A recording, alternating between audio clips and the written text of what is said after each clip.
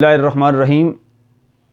1 April کو پوری دنیا میں اپریل فول کے نام پر منایا جاتا ہے، جبکہ اسلام ایک آفاقی مذہب ہے جو اس چیز کی اجازت نہیں دیتا۔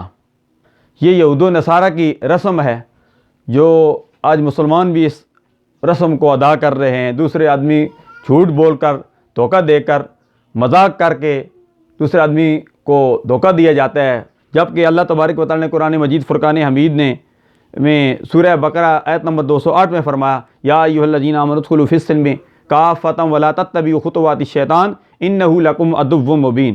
اے ایمان والو، اسلام میں پورے داخل ہو جاؤ اور شیطان کے پیچھے مت چلو، بے شک شیطان تمہارا کھلا دشمن ہے۔ سرکار عبد قرار صلی اللہ علیہ وسلم نے منافق کی 4 نشانیاں بتائی ہیں۔